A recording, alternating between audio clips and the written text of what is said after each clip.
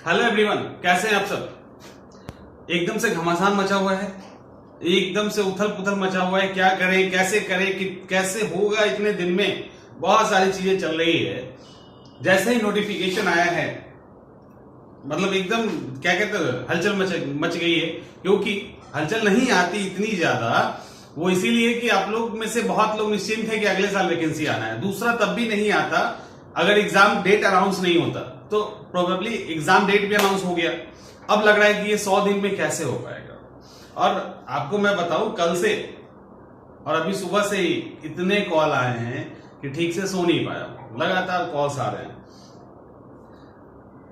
तो मैंने सबको ये बोला है कि मैं आज आपके साथ अगले 100 दिन, 100 तो नहीं मानता मैं, 90 दिन या 80 दिन की स्ट्रैटेजी डिस्कस करूंगा। वो इसीलिए कि ये जो 100 दिन है, 100 के 100 दिन आप लोग देने वाले नहीं है।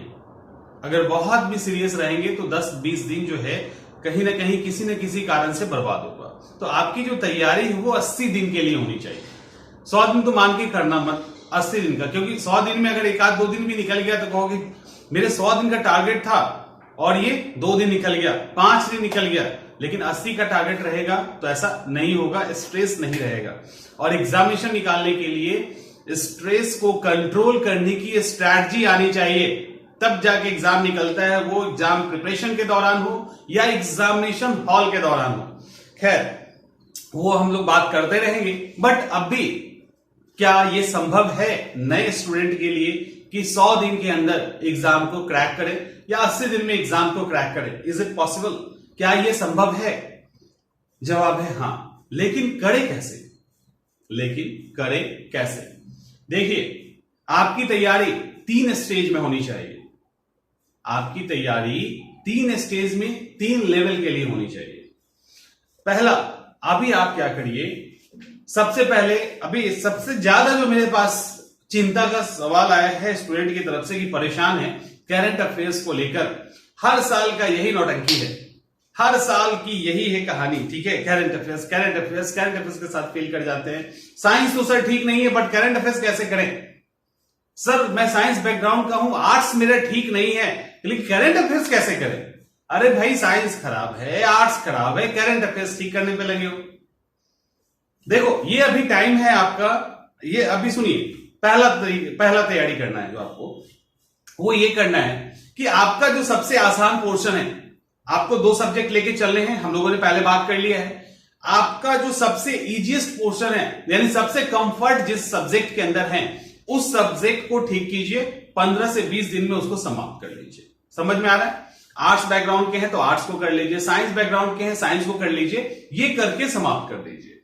समाप्त करने के साथ साथ उसको जब आप समाप्त कर रहे हो तो एक सब्जेक्ट जिसपे अनकंफर्टेबल हो, एक सब्जेक्ट जो आपको मुश्किल लगता है, उसको थोड़ा थोड़ा करते चलिए, उसके मेजर पॉइंट्स को करते चलिए।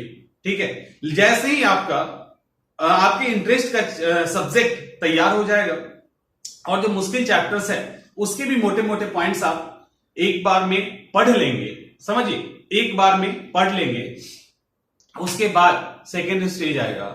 सेकेंड स्टेज के अंदर क्या करना है, क्योंकि आपका जो इंटरेस्ट का टॉपिक नहीं है उसको भी आपने थोड़ा पढ़ लिया है, उसके मोटे मोटे पॉइंट्स को देखा है, अब थोड़ा सा डीप में उतर जाइए। लेकिन आपको पहले स्टेज में जो आपने अपने कंफर्ट सब्जेक्ट, जो आपका अपना पसंदीदा सब्जेक्ट था, उसको रिवीजन करना नहीं छोड़ना है।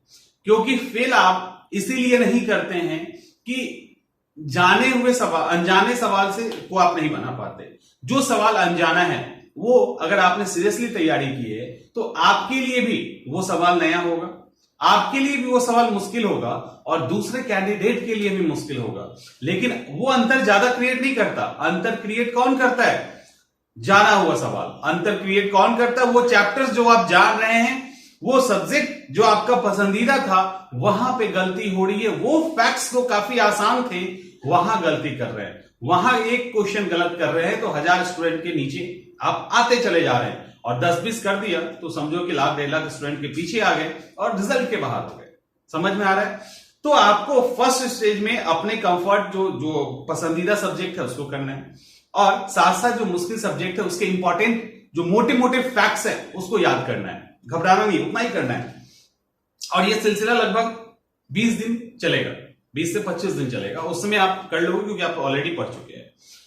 और अगर नहीं पढ़े हैं तब भी कोई बात नहीं, पूरा 1 महीना लीजिए, पूरा 1 महीना लीजिए, क्विक रिवीजन कीजिए। और ऐसा नहीं कह सकते आप कि आपने ग्रेजुएशन में कोई सब्जेक्ट नहीं पढ़ा है, या ग्रेजुएशन किसी का आर्ट्स से होगा, किसी का साइंस से होगा, कहीं ना कहीं आपके सब्जेक्ट तो मिलेंगे ही आपको, ऐसा तो है नहीं कि नहीं मिलेगा। और ये कहते हो कि 0 लेवल से स्टार्ट करते, ये सब बचकानी बातें छोड़ दीजिए कि आप 0 लेवल से स्टार्ट करते हैं, ठीक है। किसी का 0 लेवल नहीं होता।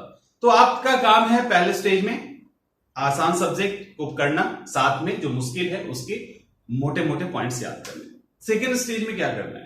सेकेंड स्टेज में जो आपने पढ़ लिया है, जो आपने कवर कर लिया है, उसको आधे से 1 घंटे देके रिवीजन करना, आधे से 1 घंटे देके रिवीजन करना। और नेक्स्ट 20 to 30 डेज के बीच में, 20 to 30 डेज के बीच में जो पोर्शन आपने नहीं किया है, जो पोर्शन नहीं किया है, जो पोर्शन आपको मुश्किल लगता है, उसको साथ साथ निपटाइए, लेकिन रिवीजन करना मत छोड़ देना। ये एक मूल मंत्र है। और जैसे ही 2 महीने पूरे हो जाएंगे, आप ऑलमोस्ट वो सारे पोर्शन कर चुके होंगे जिससे एग्जाम क्वालिफाई कर लेंगे। और नेक्स्ट का जो 1 महीना होगा, ध्यान से समझिए, नेक्स्ट का जो 1 महीना होगा, उस 1 महीने में डेली 1.5 घंटे, डेली 1.5 घंटे, 1 घंटे ही काफी है, बट आप लोग हड़बड़ टेंशन में आ जाते हो, इसीलिए मैं बोल रहा हूं 1.5 घंटे आप करंट अफेयर्स को दीजिए। 2 घंटे आपने जो पहले पढ़ा है उसको रिवाइज कीजिए, उसी रिवीजन में प्रीवियस ईयर को भी इंक्लूड कर दीजिए हाफ एन आवर के लिए। समझ में आ रहा है? और यानी 2 घंटे और 1.5 घंटे, 3.5 घंटे का प्लान बना, अब 1.5 घंटे का और बना लीजिए। और 1.5 घंटे में, यानी 1.5 घंटे में जो नेक्स्ट प्लान होगा वो होगा कि आप अब देखिए कि ऐसा कौन सा हिस्सा है जो आपको सक्सेस होने से रोक सकता है, जो आपको पास होने से रोक सकता है। उस हिस्से पे उस टाइम में काम कर लीजिए। रिवीजन आपका 1.5-2 घंटे का चल रहा है, करंट अफेयर्स 1.5 घंटे का चल रहा है, और उस 1.5 घंटे के अंदर आप उस पोर्शन को देखिए जो पोर्शन आपको परेशान कर रहा है या लगता है इसके कारण रिजल्ट रुक सकता है। वो करंट अफेयर्स के अंदर भी हो सकता है, वो history, geography, politics, economic, science, कहीं भी हो सकता है, कहीं भी, जहां भी हो रहा है, तो उस हिस्से को दूर कर लीजिए और देखिए रिजल्ट कैसे नहीं आता है। देखो, रिजल्ट के लिए अहम है आपकी रणनीति स्ट्रांग होगी, रिजल्ट आएगा। और इस दौरान बिल्कुल पैनिक नहीं होना है, बिल्कुल नहीं घबराना है, कॉन्फिडेंस लो नहीं करना है, बहुत आराम से, बहुत रिलैक्स से आप एग्जाम क्वालिफाई कर लेंगे, इस बात की गारंटी है, बिल्कुल गारंटी आप निकाल लोगे। लेकिन रिलैक्स और कूल रहना है। साथ में 2 चीजें जरूर कीजिए, एक अच्छी नींद जरूर लीजिए, तब लेंगे जब आप रिलैक्स रहेंगे, और हेल्दी खाना जरूर खाइए, क्योंकि हेल्दी खाना आपको रिलैक्स और कूल भी रखता है, साथ में आपकी तैयारी में भी मदद करता है। तो ये सारी चीजें होंगी, तो ये सारी चीजें अगर आप करते हैं तो डेफिनेटली कहीं ना कहीं क्वालिफाई करेंगे। समझ में आ रहा है?